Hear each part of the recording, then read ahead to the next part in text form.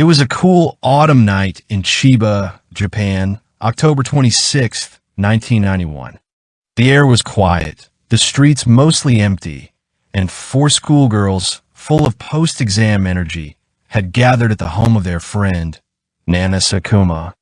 They were just 13, still riding that delicate line between childhood and teenage curiosity.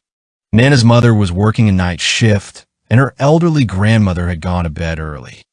That left the girls alone, free to laugh, gossip, and enjoy their time without supervision. As midnight crept closer, the hunger hit them. There were no snacks in the house, and a nearby convenience store had already closed. This was long before 24-hour stores became common in the area. Still buzzing with energy, they made a bold decision. There was a 24-hour store a few kilometers away, and they could ride their bikes there. Just a quick trip, they thought. Nothing dangerous. Just four friends pedaling through the sleepy streets. At 12:30 a.m., they headed out. The road was nearly deserted, with only the flickering glow of street lamps and the occasional breeze rattling through leaves left behind by a recent storm. Debris still littered the road, fallen branches, loose stones, forcing the girls to ride cautiously, their tires crunching softly against the quiet. They reached the store around 1 a.m., bought some snacks, and began riding back, tired, full, and a little spooked by the silence of the night. On their way home, as they pedaled through a dark stretch near Route 126, something happened. Nana, who was leading the group, suddenly turned her head to check on her friends behind her. In that split second, her front wheel struck a fallen branch. She lost control. Her bike crashed. She hit the pavement. The other girls rushed to her side. Nana wasn't badly hurt, just startled. But then, out of nowhere, a man appeared. Standing in the shadows near a signboard, hands in his pockets, he stepped forward and called out to them. His voice was sharp, authoritative. "What are you girls doing out so late?" he barked.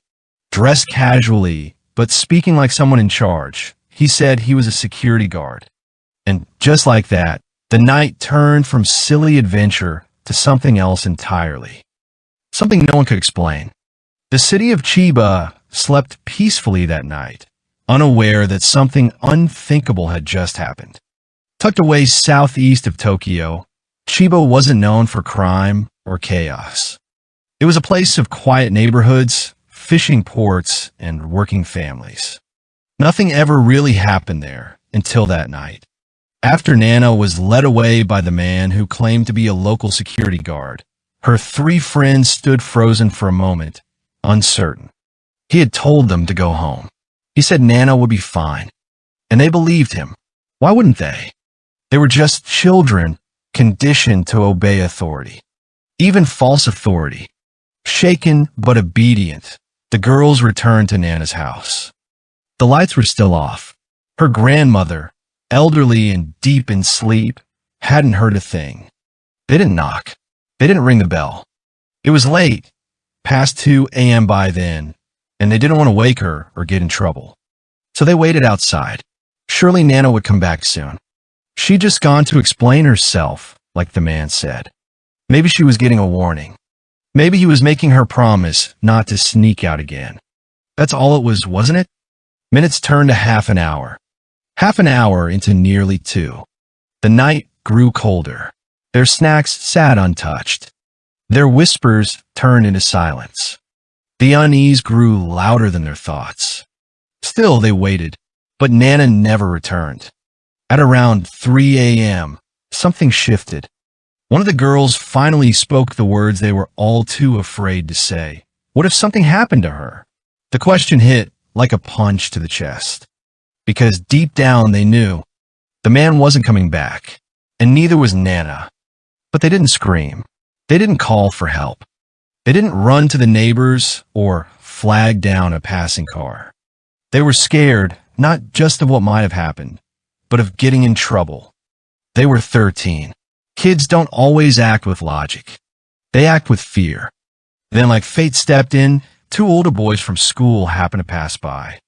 When the girls told them what happened, the reaction was immediate. "This isn't right," the boys said. "You need to tell someone now." They knocked on the door, woke up Nana's grandmother, told her everything. By then, it was already past 4 a.m., and Nana Sakuma had been missing for over 3 hours. He emerged as if from nowhere, just a man standing near a signboard, his figure half swallowed by the shadows of the night. The girls hadn't seen him approach. One moment, it was just them and the quiet. The next, he was there. His stance was casual, hands in the pockets of his shorts, but his voice cut through the silence like a blade. "What are you girls doing out here so late?" he snapped. His tone was sharp, almost rehearsed. He claimed to be a local security guard, responsible for keeping the area safe. To the ears of 13-year-olds, that sounded official enough. He wasn't wearing a uniform, no badge, no flashlight, just a striped shirt, a knit cap, and an attitude that demanded compliance. He was older, maybe in his late 40s or 50s, and stocky. His face was round, his eyes narrow. Red-cheeked. He didn't smile. The girls froze. For a second, none of them said a word. Then, calmly, he pointed at Nana and said, "You, come with me. You'll explain." The implication was that she had done something wrong. And now, she had to answer for it. Nana didn't argue. She didn't scream or question his authority. She just nodded, small, quiet, and afraid. Her feet moved on their own as he turned and walked toward a narrow, unlit side street. Her bike remained where it had fallen, forgotten on the side of the road. One of the other girls managed to ask, "What about her bicycle?" The man didn't stop walking. Without turning his head, he muttered, "Leave it. I'll take it in my truck." His words were quick, dismissive, like someone used to being obeyed. The girls watched as the two figures disappeared into the darkness. They waited. Minutes passed. Nana didn't return, but they convinced themselves that she would. After all, he said he was just giving her a warning. Maybe she would be back in 5 minutes, maybe 10. They waited longer. The night grew colder, and the feeling in their stomachs shifted from nervousness to dread. Looking back, the girls would all admit the same thing. Something about that man felt wrong. But by the time their instincts caught up to reality, Nana was already gone. By 4:20 a.m., the silence was no longer bearable. Nana's grandmother, now fully awake and deeply alarmed, had already called her daughter, Nana's mother, who rushed home from her night shift. Panic was setting in, the kind of panic that doesn't feel chaotic at first. It just sits quietly in the chest, tightening like a vice. When they heard what the girls had seen, heard about the man, the truck, the narrow road, they didn't wait. They went looking. No shoes changed. No makeup. Just coats thrown over pajamas and flashlights grabbed in a hurry. Tom wasn't just slipping, it was vanishing. They started where the girls said it happened, at the crossroads near Route 126. The street was empty, eerily still. Trees leaned over the road, their branches like arms trying to block the moonlight. There was the spot where Nana fell. Her bike still lay against a tree, untouched. Nothing else. No sign of a struggle. No footprints. No broken twigs. It was as if the earth had decided to cover its tracks. Police were notified immediately. Officers from the Higashi precinct arrived quickly, taking statements and surveying the area. They brought in flashlights, notepads, and quiet urgency. The man had led Nana into a narrow path, overgrown with weeds, bordering a small auto repair shop that had been closed for hours. That path led to a white fence, and beyond that, more road. More nothing. Officers combed through the surrounding streets. They knocked on doors, asked residents if they had heard anything unusual. Not one person recalled hearing screams. No barking dogs. No cars driving erratically. Just silence.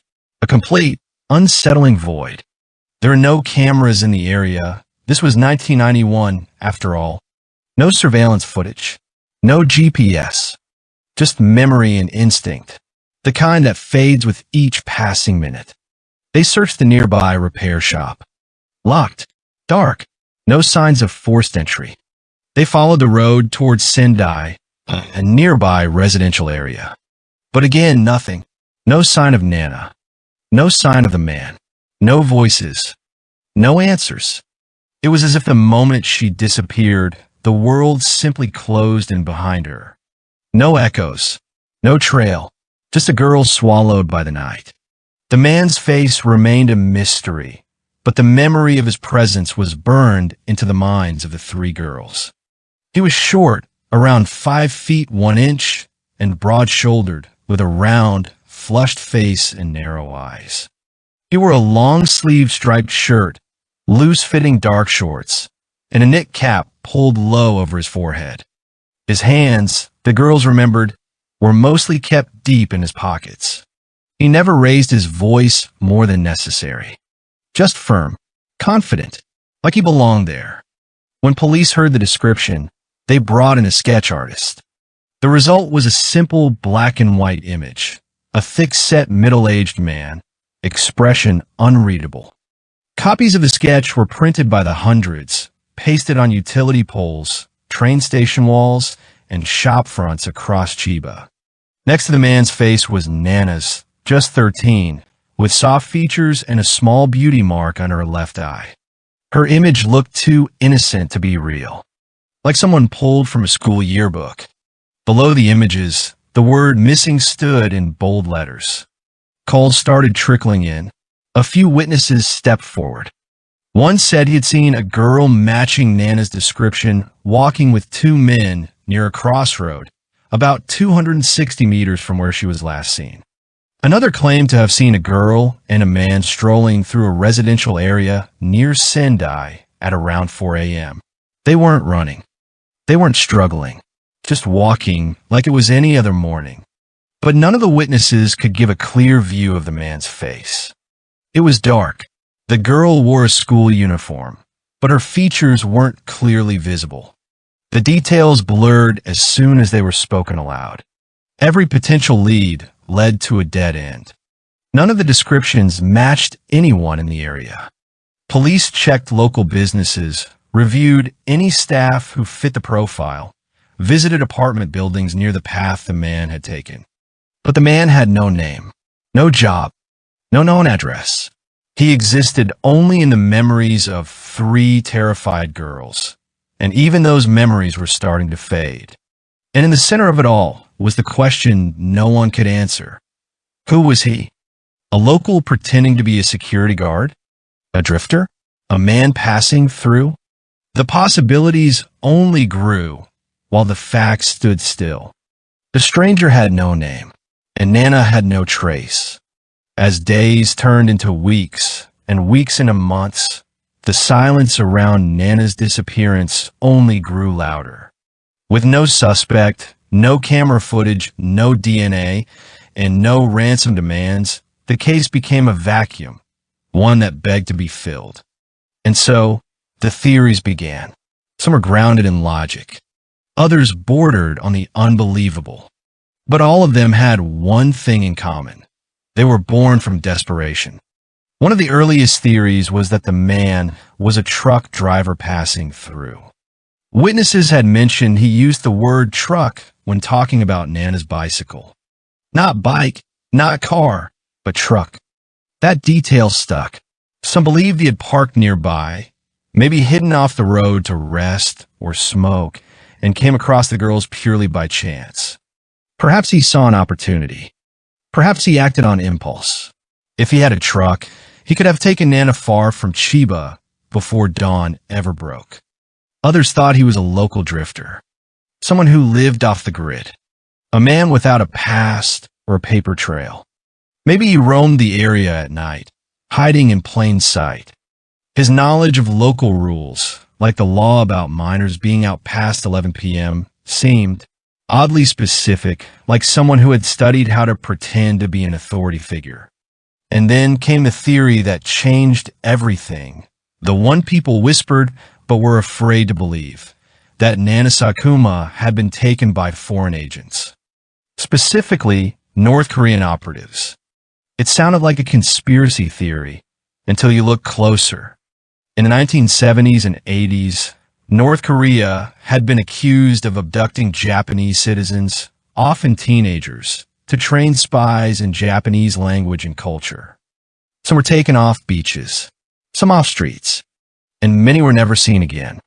The area where Nana vanished was eerily close to suspected abduction routes, including highways and coastal access points linked in other unsolved cases.